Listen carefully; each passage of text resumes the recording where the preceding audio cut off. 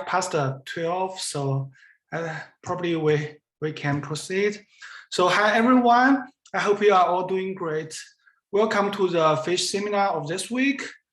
Today we are delighted to have with us Dr. Dennis Woskov from TU Delft. The title of the talk is Modeling of Reservoir Applications Relevant to CO2 Sequestration Portfolio. I think you can if you want to ask questions at the end of the talk, or since Dennis doesn't mind, you can also bring it in the middle. So Dennis is an associate professor at the Department of Geoscience and Engineering, TU Delft, and adjunct professor at the Department of Energy Resources and Engineering at Stanford University. He is leading a research group on the development of advanced simulation capability for energy production and storage processes related to deep subsurface. His previous positions include senior researcher at Stanford University, chief engineer at UCAS EP company, and leading specialist at the Institute for Problems in Mechanics, Russian Academy of Sciences. So thanks, Dennis, for accepting our invitation, and the floor is yours. Thank you, Tom, and thank you, Lauren, for inviting me. It's really exciting to share some experience we have in modeling of the CO2 applications, CO2 sequestration applications. I will skip the motivation why we need CCS. We're all quite aware that it's really required these days. And here is a small cartoon of explaining situation at Netherlands. We have quite a bit of the energy production from different sources. We also have quite a bit of the production from the offshore. And in a lot of cases, this is gas production, and most of these gas fields are depleted. Just to show you a little bit of the scale of this, here in green, you have all small and large fields for the gas. Most of them are depleted, but you still have all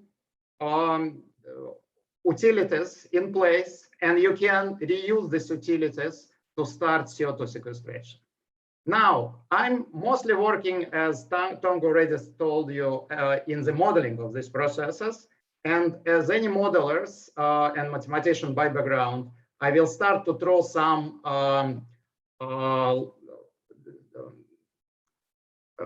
letters. It's mostly Greek letters, and to describe the problem. So first letter I throw is Xi, and Xi defined the structure of my field. So this is something that could be corresponding to the interfaces, could be corresponding to the properties of my reservoir. And this is something that mostly not changing during my subsurface application. While omega is other way around. Omega is something that related to the state of my system. So once I start producing or injecting in the subsurface, my omega is changing. Now, if I want to describe a generic or partial differential equation for any energy transition application involving subsurface, it will be something like that. So first of all, I writing it in the residual form. I have a bunch of the terms, accumulation, divergence, Laplacian, reactive term. And all these terms depends on omega and Xi, but I want my solution as a function of time and space in the omega, in the state of my system, while Xi is just constraints.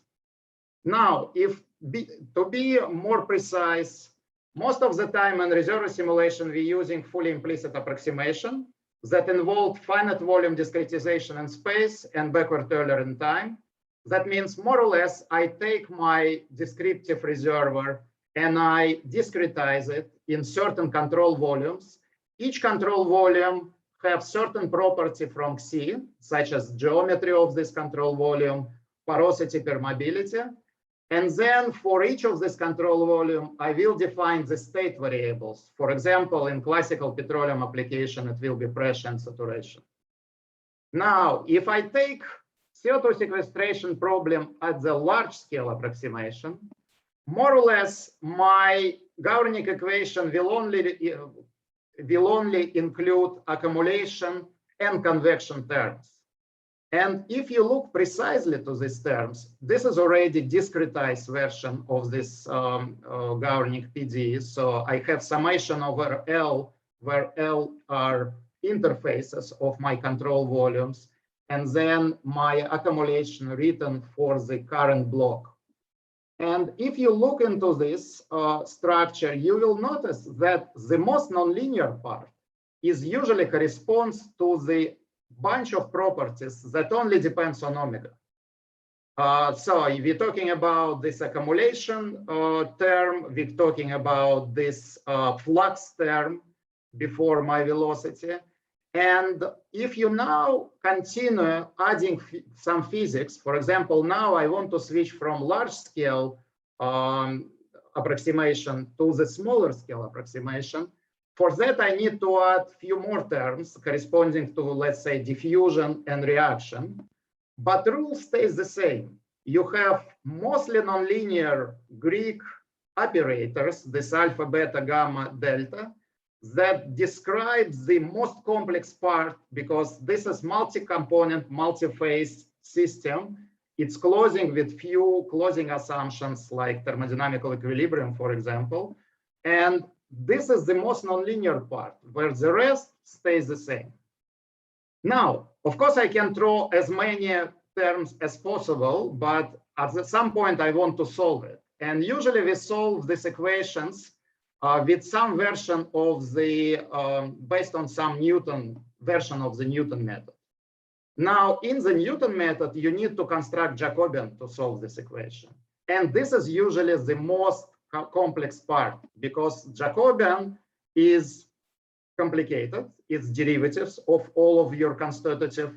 If you change one constitutive, you need to pass it through the entire code and change it in everywhere. And it's also the most time-consuming part in a lot of cases, because you require to run fully thermodynamical equilibrium flash to predict the state of the system. Then you derive things out of it. Now, there is several ways how to solve, how to construct this Jacobian, how to make the linearization. And one of the approach we proposed recently called operator-based linearization. So the idea of this approach, I will explain it on the binary system when you have only two components, isothermal. And then in terms of your state variables, omega, I can pick pressure and composition, could be anything else. Now, in the normal simulation, in the conventional simulation, I need to run, when I run the simulator, for each combination of Z and P, I need to compute beta and other operators. I also need to compute derivatives for them. In operator-based linearization, the idea is actually simple. It's very similar to what we already did when we discretizing things. Let's discretize this parameter space, this thermodynamical space. Let's introduce mesh there and compute these operators only in the vertices of the mesh, while inside, in the internal part, you do interpolation. This is super easy problem, super easy idea, but it solves a lot of interesting problems. First of all, you don't need to compute your beta so many times. If it's expensive, you actually save quite a bit of time on that. Next advantage is that while you do interpolation, if it's multilinear interpolation, coefficients of interpolation are already your derivatives. So now construction of Jacobian could be written as a combination, as a just chain rule of your most nonlinear part that is already computed for free, and then the rest of the thing. And last but not least, you can start changing your size of this discretization. And by changing the size of the discretization, you're going from your constitutive, accurate representation of constitutive physics to simplified version of this constitutive physics. But you still have full control on the error you introduced. So that more or less the idea, the simple idea that we proposed a few years back. But then, of course, you can ask, yeah, it's good to work with the two-dimensional space. Why, if I run some chemical systems that, let's say, have 6 species, then you need to do interpolation in 6-dimensional space. And if you only have, let's say, 10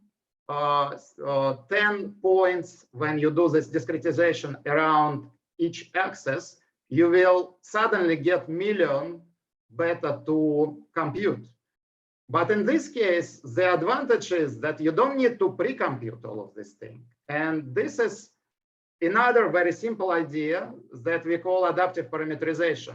So here you can see 3-dimensional parameter space. This is classical black hole problem. You have pressure, oil composition, and gas composition as your unknown. And in the beginning, you're starting from fully equilibrium state. So your pressure, in each grid block, you have fixed pressure, gas composition, and oil composition. That corresponds to this small, let me pick maybe something better. So it corresponds to this small cube that parameterizing this state. Now, if I run my simulation, that's what will happen. So my simulation runs. I have my injector here. I have my producer here. I have some front start displacing. My cube is really very busy parameterizing all of the points generated. But it's actually happening only in the fixed number of places. So you don't need to cover the entire space.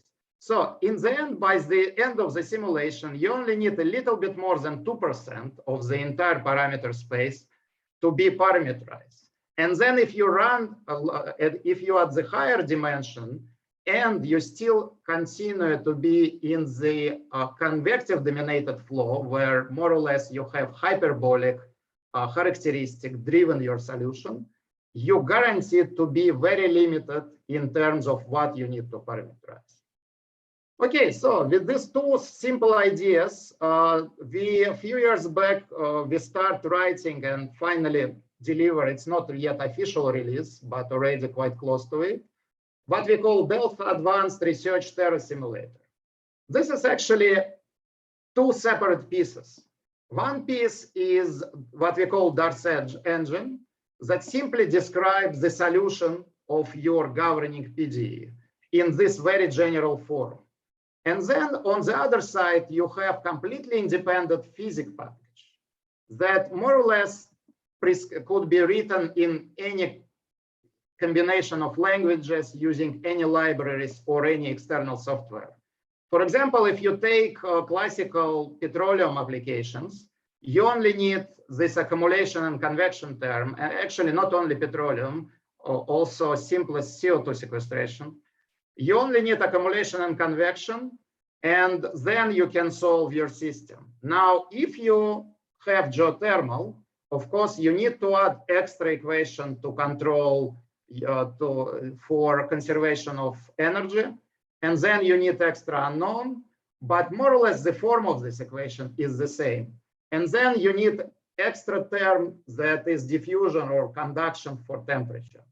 Now, if you want to look into the fully chemical formulation, then you need all 4 of these guys. But the most important is that all of this physics and engine are independent. Now, what connects them is the iterator. And this is exactly this cube. It could be static, where you pre-compute everything from the beginning, or adaptive when you do it on fly. And the idea is that when simulation starts, you need to start from first cube or several compositions and pressures that you need to parameterize. And you ask physics to compute your points.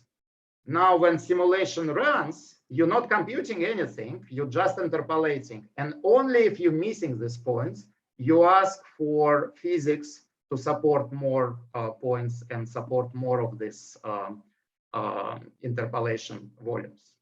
So that's the idea. And of course, also you only supporting here your points, but here you have both points and coefficients that represent partial derivatives. Now, the advantage of this scheme is not only in the performance and independency of the physics, because now your problem is just formulated in abstract algebraic operators. It also, big advantage is that now this part is not so complicated because you don't have anymore, you don't care anymore about complex properties and all of the supporting computations. So now you can move it easily to the new architecture. It could be CUDA, it could be any next architectures that will be developed. And then suddenly you have big boost, big speed up of your simulation. Now, this is a good tool, but of course you need few supporting things. And one of the supporting things is the thermodynamic model. Thermodynamic model for CO2 gas brine with possible extension, more or less, at the first approximation, you can assume that CO2 is also gas. It's actually supercritical fluid, but you can assume it's gas. And then your thermodynamical equilibrium just formulated as equal fugacity for vapor and liquid phase for each component. And for the gas phase, it's safe to use Penn-Robinson in any form, two components, three components system. While for representing of the gases in the brine, you better use something that knows first about dissolution of gases like Henry constant, but also activity model that corresponds to the chemical composition of your fluid. This way, you can construct k-values for the your gas components, and then you support them by slightly different version of the k-values for the water components. That more or less complete your thermodynamical description, but it's not the all things you need because you have a lot of properties you need to compute as well. And this is very funny slide created recently by one of our students who tried to see all the connections between all of the parts of the thermodynamical package that he implemented. So you have governing parameters, pressure, temperature, composition, could be also salinity. Then important part here is a phase partitioning. And then all the rest is combined together and sometimes intersect with together. Few assumptions you need to do, but this is actually quite accurate model that you can use. Then if you have this model, you can represent different thermal compositional phenomena. For example, here you can see CO2 saturated brine density at different molalities of the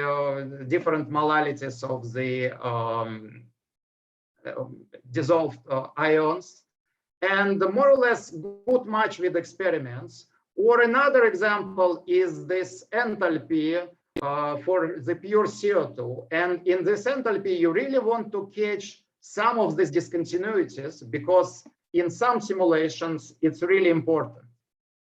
For example, if you run this classical small simulation where you have, this is a low permeable block, this is high permeable, and then tiny block where you're measuring Joule-Thomson effect.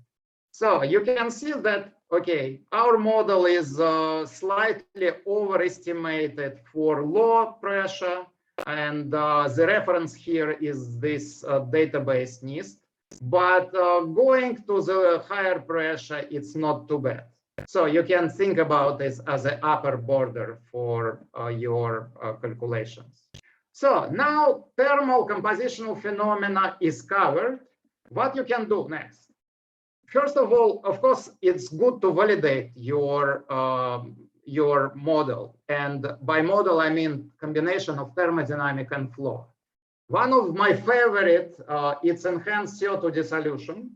This is where you put CO2 on top of brine. CO2 start diffusing into the brine, but because brine become heavier, it's unstable and it start forming these fingers, and you can see these nice fingers that enhance your dissolution.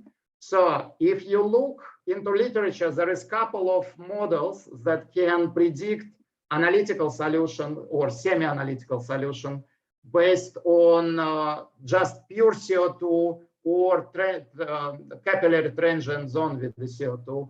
And you can see that our simulator more or less capturing this quite nicely with slightly different degree of the inclination after it's saturated. So that more or less valid.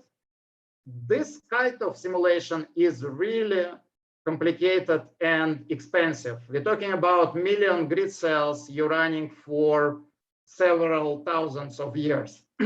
And this is where this GPU is really handy. If you run it on CPU, it will take 75 hours, where you reduce it by order of magnitude by just running it on CPU. So this is advantage of having your code running on board. Now, with this thing, you can already start modeling this enhanced dissolution in the realistic field. This is just homogeneous, but in a lot of cases, you can introduce heterogeneity. And of course, this is just sector. You can introduce all kinds of heterogeneity and structure of your reservoir. But more or less, in this case, you can account for this enhanced dissolution at the result scale in realistic environment. Now, this is simple thermodynamics. You may also expect quite advanced thermodynamics due to this negative Joule-Thomson effect. When you inject CO2, it already could be cold, but by injection, you're also cooling it down. And then you have 4 ingredients for disaster. You have gas, water, low temperature, and high pressure.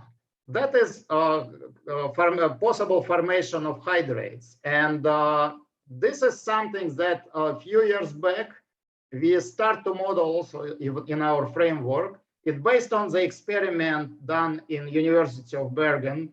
And Michiel Wapperoen, at that time, master student, he created very accurate thermodynamical model for hydrate. There is few assumptions there, but I would say it's as good as you can go. And then you can test it standalone. You can create this beautiful diagrams where you have pure aqueous phase. So this diagram depends on concentration of methane. And at this part, at the very low, so this is just zoom in this and this area. At the zoomed in, you can see you have pure water, then it switched to either vapor plus aqueous or hydrate plus aqueous phase. And then on the other side, you have pure vapor, and then very little, almost not possible to see on the border, you have vapor and hydrate, and then this is your other partitioning. So you can accurately compute all of this, but of course we're interested in the simulation of this phenomena. So far, we only find the benchmark for the dissociation of hydrates, and in order to provide your hydrate model into this OBL framework, you just need to correct one operator. That is your delta operator corresponding to kinetic reaction. You introduce your kinetics for the hydrate dissociation of formation there. And then you can reproduce tough hydrate results For example, here it's radial grid. We're using it on the unstructured grid in this segment. You can see a few differences, but in general, it's not bad fit. Now, another thing that you may use in the reservoir simulation, in the CO2 sequestration, is foam. Why? The reason for that is that you already seen that if you just let CO2 go after injection, what happened is forming this large finger, gravitationally driven on top of your reservoir and just propagate very far. And in petroleum engineering, we already know how to stabilize it. If you re-inject your gas with a foam, you can stabilize it by just creating the foam on the interface and not let it to finger it through. And then your foam injection, it's also increased the trapped gas saturation. That's another very nice feature, because in the end, we care about CO2 trapped. So residual trapping is one of the targets. Now, for that, we use implicit texture foam model, and I don't want to spend too much time on this. The main feature of the foam is that you have two regimes, low quality and high quality of the foam. In one, your pressure gradient is independent of velocity of water, and another independent of velocity of gas.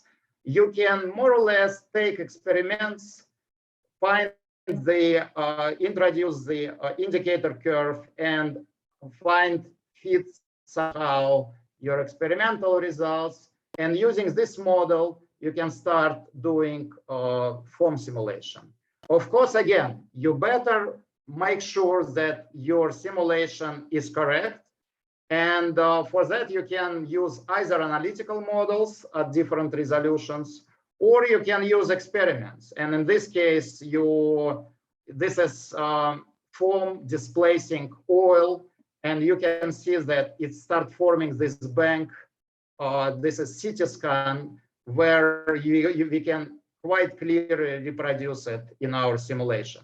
Of course, there is few features that are not matching, but at least for this part, the match is quite accurate and much better than 1D simulation usually used for the core modeling.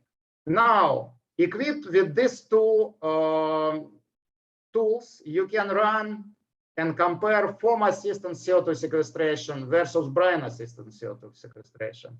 So this is post-injection, very short after post-injection period. And you can see that because of the high buoyancy, your CO2 is already forming this large finger, where CO2 injection of the CO2 with the foam stabilize it and actually increase the concentration here. Now, if you run this simulation, you will see that this is saturation. So you can observe that it's reduce the saturation, reduce your CO2 due to the dissolution, but you have much higher residual trapping for the foam assisted CO2 injection versus brine assisted. Now, if you look into the quantitative thing, so first of all, here is a lot of curves. So more or less, dotted curve is a brine CO2 injected, solid curve is a foam CO2 injected. And you can see in red, this is dissolution trapping. In blue, this is residual trapping, and green represents the total trapping.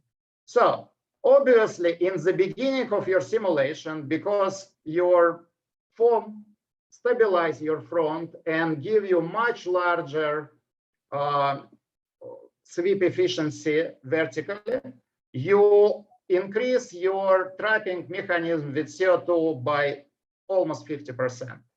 But of course, if you wait long enough, then this propagated front of the CO2 start dissolving more and more. So your dissolution trapping, this red guy, even things that already was at the residual trapping start dissolving, and then the difference is not so large. So the bottom line is, if you care about, if you have limited reservoir for your CO2 sequestration, you better use some stabilized things like foam. But if you don't care about it too much and you can wait for several hundred or thousand years, then maybe it's not needed. Now, switching from aquifers to the depleted gas fields. This is very nice example from our recent, so our master student in the geoenergy engineering track have this project at the first quarter of the second year, where they're taking the real field, real information, and then start doing some engineering, starting from creating geological model, then simulation model, then run it with darts and trying to optimize. They're trying to propose some interesting energy transition technology. In this case, they look into, you most probably hear about Partos, that is a really nice project that will be running in 1 year almost. That is on offshore CO2 sequestration, and the name of Partos coming from Port of Rotterdam. This is where most emitters are concentrated. So this is a really nice project, but it's limited because the field we're going to inject is takes only 2.1 megatons. And already now we start looking into expansion. One of the reasonable expansion would be behind the port. And this is exactly this Pernis West field, where more or less you already have one well that producing gas from it. So one of the reasonable assumption is, let's use this well and inject CO2 there.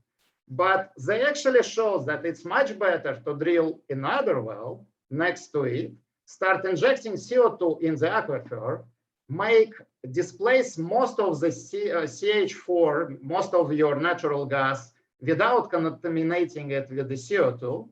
And then more or less after you stop this injection, you have quite big of residual trapping chunk that is also good. So what they show that in the current legislation, it's actually more profitable to drill another well rather than injecting CO2 and relying only on injecting CO2 in the existing well and relying only on the geological trapping.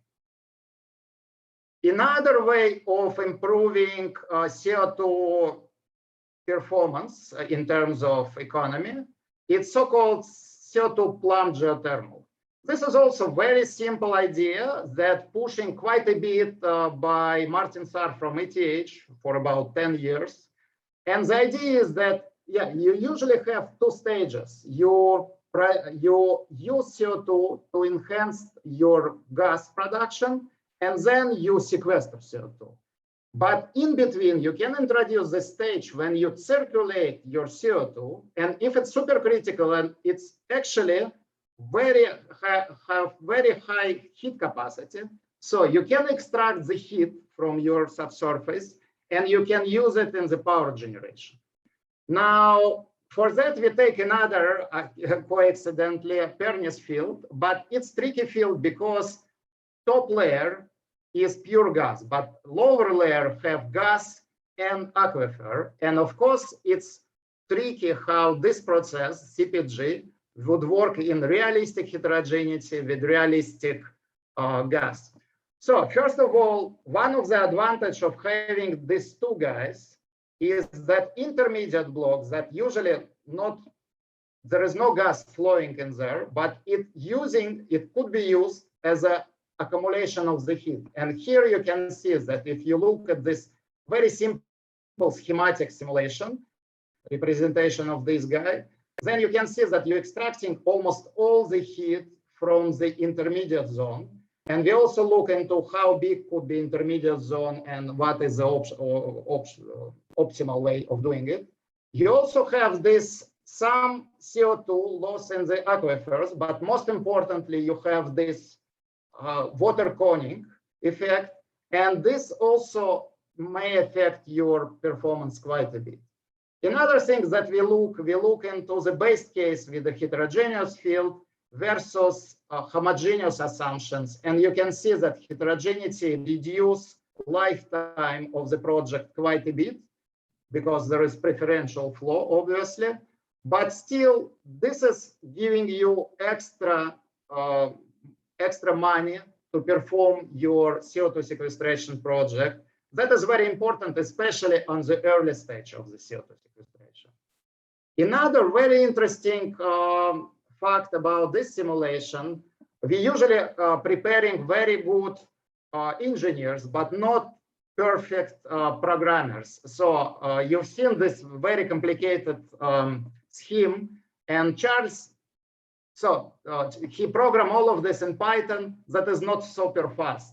So your property calculation, thermodynamics takes really long. But because you're doing the sensitivity analysis, you can reuse all the computed points. And as a result, your first run may take 2 hours, mostly computing all of these properties. Your very second run will be taking only 20 minutes, and it's much smaller properties because you reuse a lot of these points. And then your 10th runs will be almost not calling any properties calculation and run much faster. So I'm realizing I'm a bit late, so I need to speed up a little bit because I also have this few slides about equilibrium chemistry. I already show you how easy it is to incorporate the kinetic chemistry, but equilibrium usually it's more tricky by different reasons. Luckily, in the geochemical community, we have nice trick. If you take your conservation equation for components, multiply by elimination matrix, you can not only reduce the size of your conservation system, of your global system, you can also remove your reactive rates for the equilibrium. Of course, you need to supplement it by extra equations describing equilibrium chemistry. Now, it all works nice and smooth in the single phase flow. I will skip next slide with some explanation because I don't have time. But you can actually enhance. So if you have 2-phase flow, it's a little bit more tricky. And here I explain you why. So let's say this is my conservation equation, only convection term, and I write it in the form of the overall composition and total density. Now this equation complemented with fugacity equality. Now, if you multiply it by elimination matrix, what you get now, you get reduced system of equation. You keep the same thermodynamical equilibrium equations here. You need to complement it by equilibrium chemistry. And then, because here I rewrite my equation in terms of the overall composition of element and total density of elements, I can complement it by few other nonlinear equations. The good news is that these all are local equations, and you can solve them independently from your simulation equation solution. And voila, you can turn it in, and then suddenly you can take your classical petroleum reservoir and turn it into the CO2 sequestration and trace in different layers how your calcite is precipitating. Or you can look into the inflow of the natural gas, and because of the dry out effect, you have this circle of the precipitating halide, and more or less this dry out effect is very similar to CO2 sequestration. Now the question is, what happened? So far I only show you separate kinetic and separate equilibrium. Why if you need to combine them together? And this is another example that is beautiful experiment done at Shell when they inject CO2 and brine into calcite ore. And in CT scans, they trace these nicely looking wormholes. Of course, if you ask any chemistry guy, what are reactions here, he will bring you plenty of reactions, and it makes, as a modeler, your life miserable if you need to model all the transport equation for them. So some of these reactions are equilibrium, some kinetic, is mostly calcite dissolution. With some reasonable negotiation, we reduce the number of reactions to 6 equilibrium and 1 kinetic with this number of components. And then with a few tricks, you can formulate your elimination matrix that will eliminate the reaction rates for equilibrium and modify a little bit your kinetic reactions. Now, of course, this is nice looking, but still very complicated calculations. You don't want to program it yourself. And for that, we use external software called Frixie that more or less predicting us all the equilibrium participation. And then on top of it, we implement chemical reaction. So what we did, we take the CT scans, reconstruct porosity, correlated permeability, introduce mesh, and extrude the mesh and introduce this nice looking core model. And then we run simulation. And in this simulation, more or less, yeah, we're not matching exactly this nice branching of the wormholes, but on average, especially for the pressure drop, we can match the experimental results. And here again, you can see that instead of, so we only need 12 minutes of the call of the Frixie, because very soon you don't introduce any new points and you operate with the same points. Another good advantage of this guy is that, again, you can use it on the GPU and improve your time a lot. Now, while combining this presentation, I realized that I'm missing one example that I just introduced. And this example, unfortunately, it was only a few days where we tried to run it. So in this case, I'm combining dissolutions. It's dissolution, enhanced dissolution of this CO2 in brine, and you have carbonated layer that also will be dissolved if this fingers reaching it. Here, I starting from onset time, so my fingers start forming right away. And you can see that, yeah, so that more or less trivial and normal. But now my fingers reaching this layer and start dissolving it. They start also recirculate. So it's the dissolution here is also non-equilibrium, right? So there is also some perturbation that changing it. And you can see that more or less it's very nice illustration of what we can do within this framework we created. Of course, I would look at it as a just nice figure because we still need to validate a few things. Now, in conclusion, parameterization approach allows us to perform high fidelity modeling for a fraction of time that usually needed in conventional simulation. And it reached by two reasons. We do parameterization, and also our main engine is very light, so we can move it into the advanced architecture. Complex brine CO2 gas interaction can be represented by extension of fugacity activity model, and I already show you a few extensions. We also have for green hydrocarbon production. We extended also for the liquid hydrocarbon phase. It also works quite well. Various multi-scale mechanisms that required for CO2 sequestration now can be included in the simulation model. And finally, one of the advantages of our framework that you don't need to compromise anymore. You can directly use high fidelity physics and perform uncertainty quantification and risk analysis. And by the end, I want to acknowledge Dart's team. First of all, Xiaokong Li, who is here, and he main implementer and runner of these models. Then Mark, who implement the Dart's background. Michiel, who is now PhD with us, and few others. Thanks a lot, and I'm ready for your questions. Thank you so much.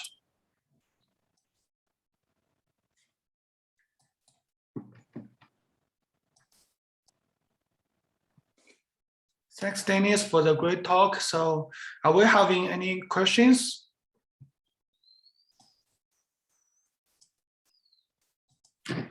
Yeah, I think we should. Many of us should have questions for sure. I was particularly interested in the CO2 plume geothermal numerical experiments that you showed around slide, I think 2021. Mm-hmm.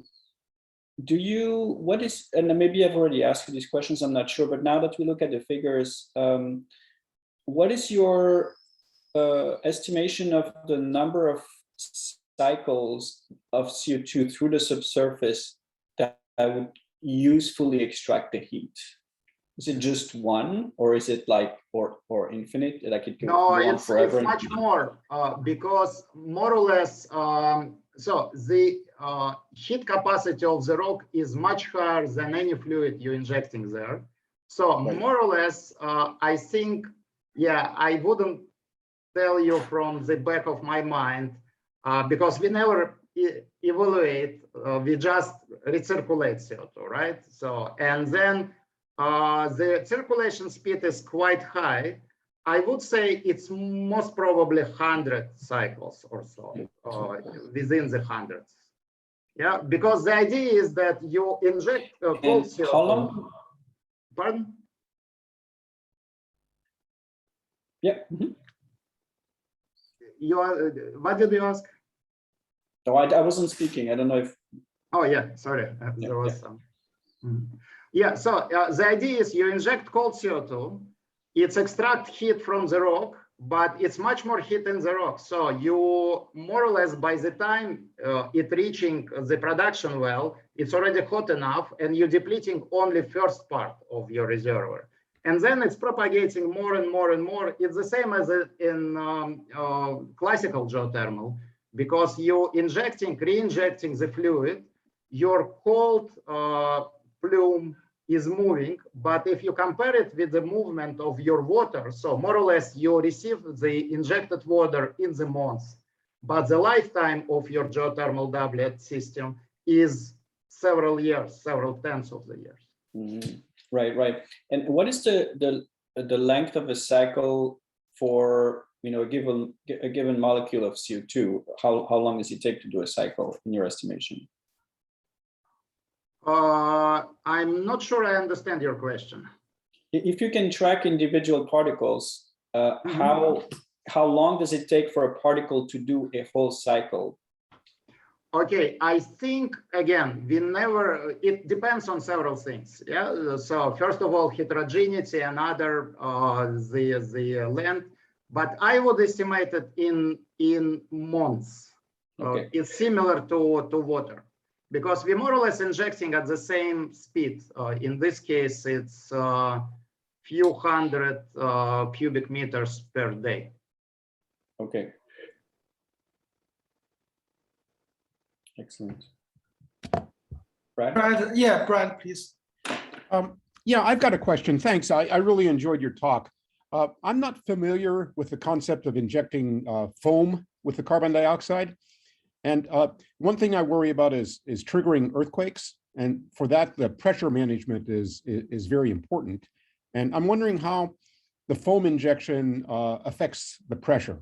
Were the pressures in your two simulations the same? Were the pressures higher in one or in the other? Yeah, very good question, Bradford. Yes, of course, you're reducing mobility. That means more or less to inject the same amount, you need to increase the pressure. And there is several techniques because we're using foam in EOR, or at least there is several very successful pilots of doing it.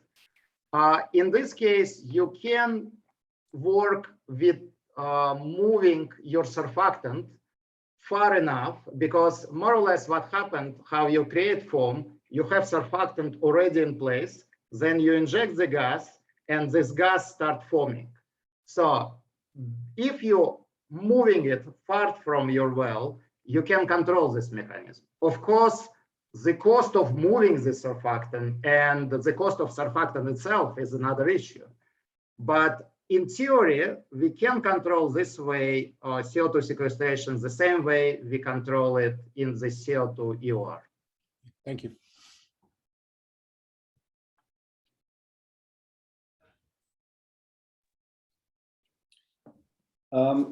One more. Do you have a good feeling, a good idea of the amount of energy dissipated due to friction forces? Let's say in the porous medium, or even in the pipes leading to the porous medium. When you compare that to the overall energy needed to compress to place it underground, do you have a of whether the energy losses due to friction are comparable to the energy you put in? Is that automatically built in your code? Yes, so that's a very good question. So usually it depends on permeability. We have this simple, engineering course on the back of the envelope. And for classical geothermal system, I would say anything lower than 20 milli Darcy would be already, you will be spending more energy than you produce from the system. So I would say that for something around 100, you wouldn't spend more than a couple of %. But when you decrease the permeability, at some point it's really negative. It's all depends on the properties. It's all depends on the parameters. So I wouldn't say for particular field from the back of my mind what would be the limit. But it's quite easy to compute, because in the simulation you have pressure drop. Knowing pressure drop, you more or less, and knowing production, you can compute pumping energy. Knowing pumping energy and efficiency of your pump, you can compute the energy spent. Okay. Okay. On surface, I'm not sure to what extent it's yeah. So it's only part of the question of your question related to the subsurface, of course. Right. So it's it's really friction, due to motion in the porous medium, right? Exactly. But this is the biggest cost you pay in terms of energy, I would say. Right, sure. Of course, if you're operating with the reservoir with the 1 Darcy permeability, then you save. You can ignore it. Sure. But at the depth, we barely have it. Okay. What's the depth of the reservoirs you're showing on this slide, by the way? It's all around 2.5 up to 3. Okay. 1,000 meters. Sorry, Right. it's metric system. I think I may have a question. So I may, do you want to speak, or do you want me to read it for you? Maybe if you read it. Sorry, I'm very sorry. I was busy and missed the talk, but I heard this discussion about foam. I wanted to ask because I read in a paper that there are certain foams that have a negative Young's modulus, and I wonder how special that is and if it has any relevance to this discussion about foam. Yeah, so foam is really a complex structure, and in a way, I mean, your surfactant already have effects of shortening or short thickening, depends on where you are.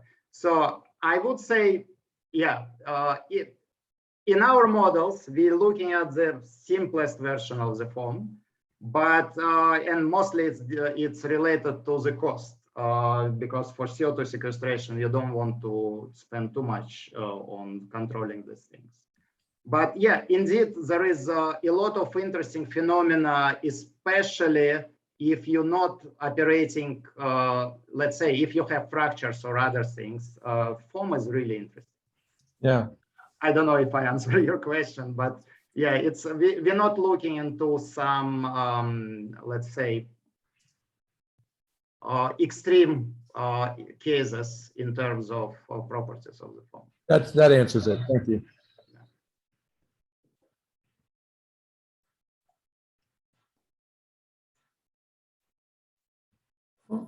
Okay, are there any other questions for Dennis?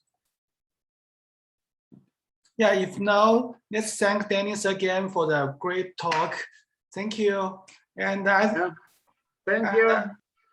Yeah, thank you. And I think there will be lunch provided after this. So I will see you all in the next seminar. Thank you, Dennis. Bye-bye. Bye-bye. Thank you so much. Bye-bye. Thank you. Bye. Bye.